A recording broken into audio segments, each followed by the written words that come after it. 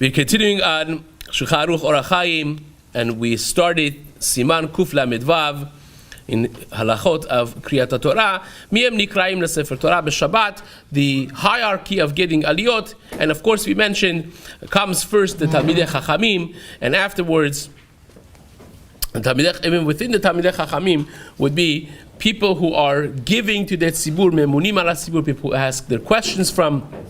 And they are basically considered the halachic leaders of the community. And after that will be the Talmidei Chachamim who are mochrim mitzvot. Says the Mishna Berura, in communities that the minhag, the prevailing custom is to sell the mitzvot, to sell the aliyot of the Torah. In that case, kol hakoneh otam yesh lo reshut lechabed lemi sheyirtzeh. Anyone that buys them has the reshut to give it to whoever he wants. Now, originally used to be that they bought all of the aliyot. One person bid for all the aliyot, and he would become the gabbai for that day. So he would give out all the aliyot of the day to different individuals, and on that, the Mishnah Berura writes, he has to still call everyone based on their kavod to avoid machloket. Shelo yavo lidei machloket. Now this is the Ma'amar Mordechai of Prince Rumoli. He writes that it's only when you have all the aliyot. But if you're buying one aliyah and you want to give it to a friend of yours, there's no hierarchy necessarily in that case, because it's not going to become a machloket in any shape or form. People all realize that your friend came to the shul, he's visiting from out of town, and you want to give him something, or one of the family members that you want to respect, or you're doing your attempt to become close with somebody or whatnot. People understand that people buy aliyot and give it out to people.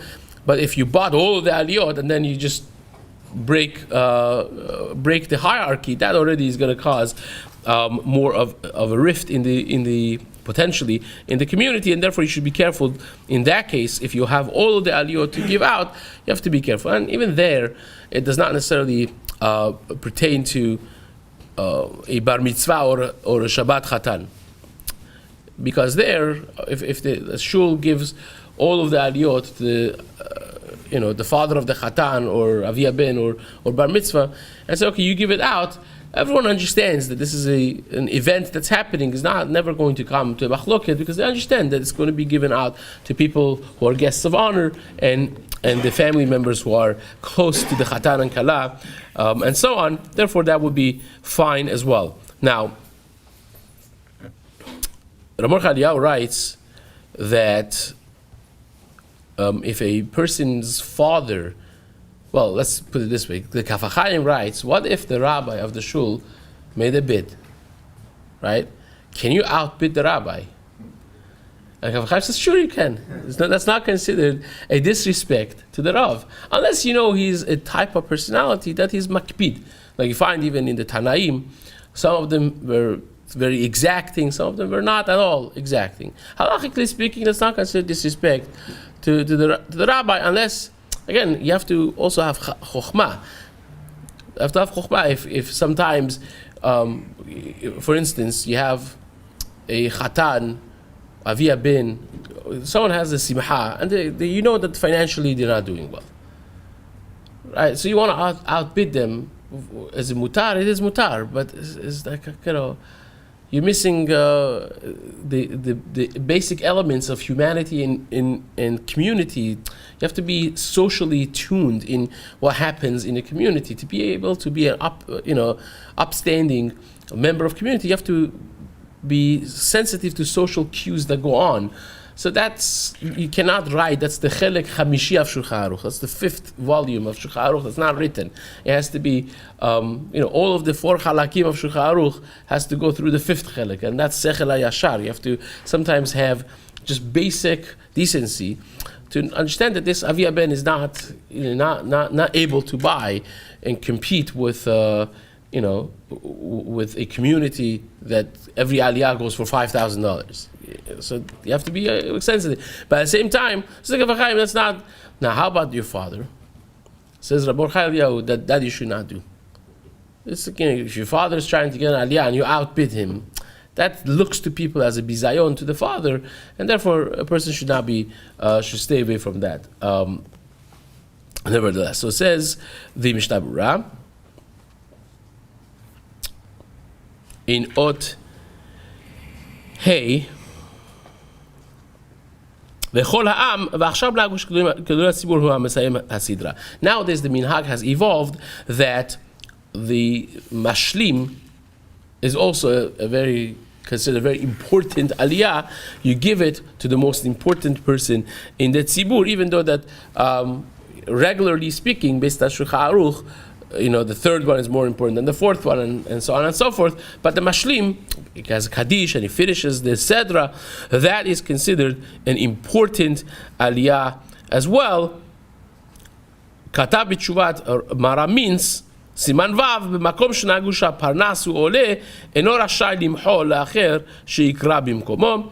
A community that has a minhag, that a certain person that is in charge of the tzibur and giving selflessly to the community, and he's running the community, gets a certain aliyah, he's not allowed to be mochel on that. Right? Now, why is that exactly? This is not something that's discussed at length over here, but there are certain conducts of the tzibur that are very important for the tzibur to be running properly. And part of that is that certain people have to be acknowledged for what they do for the tzibur. They're not getting paid. They're doing this selflessly, and most of inyanet tzibur are very similar to icebergs. Right? What's special about iceberg? You only see the tip of the iceberg. Whatever you see up there, there is 80% that you don't see down beneath, and that's the melechet tzibur. People who are working. Whoever's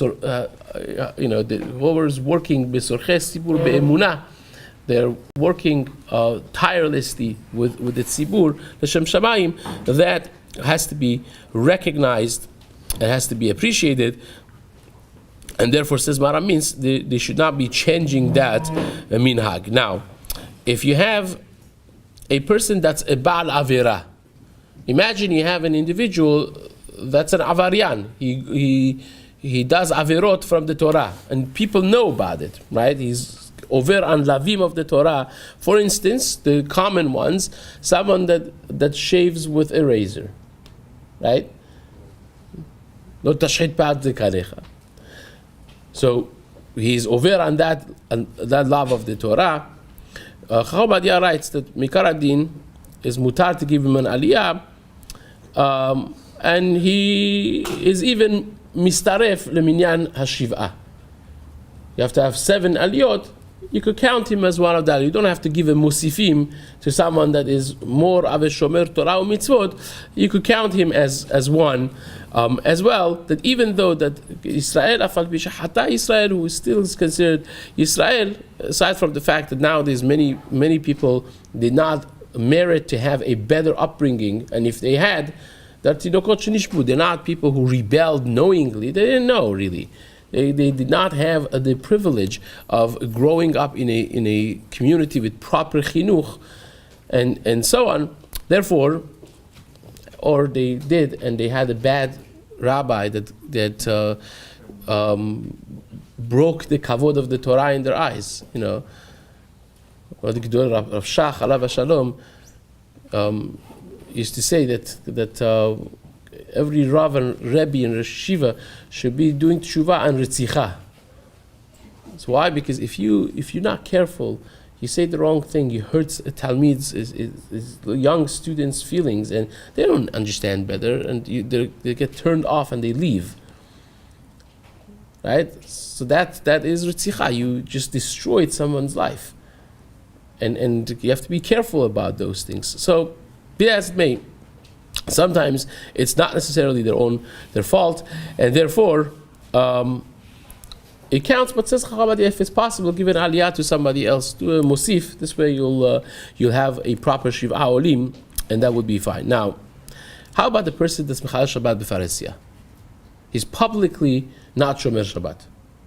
But some people do it hiddenly. Even the rabbi writes that the gather of this is a person that is embarrassed to do Chilul Shabbat in front of the rabbi.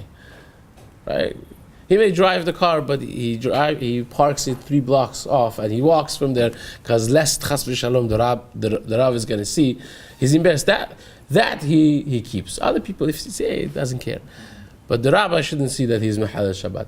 Says the rabbi, that's not considered Mechal Shabbat because he has some busha of the thing. Again, others disagree with that assertion, but nevertheless, or somebody that says beferush that I don't believe in Chazal, I don't believe in the Gemara.